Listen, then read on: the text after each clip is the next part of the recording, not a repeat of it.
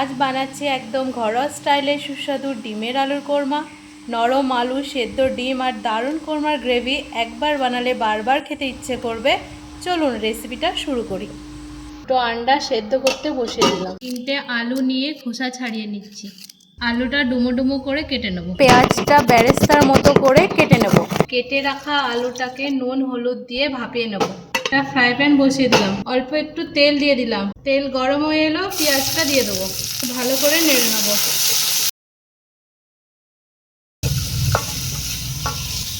সামান্য কাজু বাদাম ও একটু চারমগজ। এভাবে পেঁয়াজের সাথে সব কিছু দিয়ে একসাথে হালকা করে ভেজে নিলে তরকারির স্বাদ খুব সুন্দর হয় এবং খেতেও দুর্দান্ত হয়। হালকা ফ্রাই হয়ে আসলে ঠান্ডা করে মিক্সিতে ঘুরিয়ে নেব। আলুটা সুন্দর ভাপানো হয়ে গেছে, এইবার তেলে ভেজে নেব। ডিমটা সেদ্ধ হয়ে গেছে, এবার খোসা ছাড়িয়ে নিচ্ছি। ঠান্ডা করা পেঁয়াজটা ব্লেন্ডারে দিয়ে ব্লেন্ড করে নিচ্ছি। আগে থেকে গরম করা তেলে আলুটা ছেড়ে দিলাম। আলুটা লাল করে ভেজে নিচ্ছি। আলুটা লাল হয়ে এসছে, এবার তুলে নেব।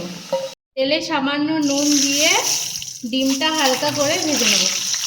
খুব বেশি ভাজবো না, হালকা করে ভাজবো। বেশি ভাজলে ডিমটা শক্ত হয়ে যায়, খেতে একদমই ভালো লাগে না। ডিমটা ভাজা হয়ে গেছে, এবার তুলে নেব। সামান্য তেল দিয়ে একটু জিরে, গোটা তেজপাতা ভালো করে নেড়ে নেব। আগে থেকে ব্লেন্ড করা পেস্টটা ঢেলে দিলাম। এবার নেড়ে দেবো।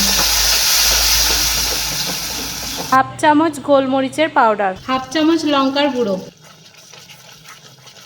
এটা নাড়তে থাকবো যতক্ষণ না এখান থেকে তেল ছেড়ে আসে। হালকা তেল ছেড়ে এসছে, এই পর্যায়ে আমরা ফ্যাটানো টক দইটা দিয়ে দেবো। এবার দইয়ের সাথে গ্রেভিটাকে ভালো করে মিশিয়ে নেব। চামচ নুন দিয়ে দেবো। ভালো করে মিশিয়ে নেওয়ার পর ঢাকা দিয়ে দেবো 5 মিনিটের জন্য। আস্তে আস্তে তেলটা ছাড়া শুরু করেছে, এই পর্যায়ে আমরা আগে থেকে ভেজে রাখা ডিম আলুটা দিয়ে দিলাম। 2 মিনিট ভালো করে নেড়ে নেব।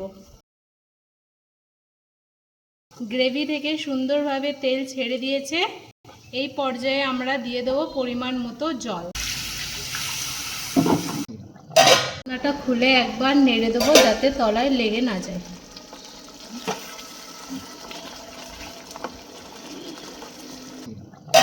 এই ছিল আমার আজকের একদম সহজ আর সুস্বাদু ডিম আলুর কোরমার রেসিপি। আপনাদের কেমন লাগলো অবশ্যই কমেন্ট করে জানাবেন।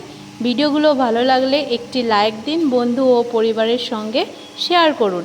আর এমন আরও মজার রেসিপি পেতে আমার চ্যানেলটি সাবস্ক্রাইব করে পাশে থাকা বেল আইকনটি চাপতে ভুলবেন না। দেখা হবে পরের নতুন রেসিপিতে। ধন্যবাদ।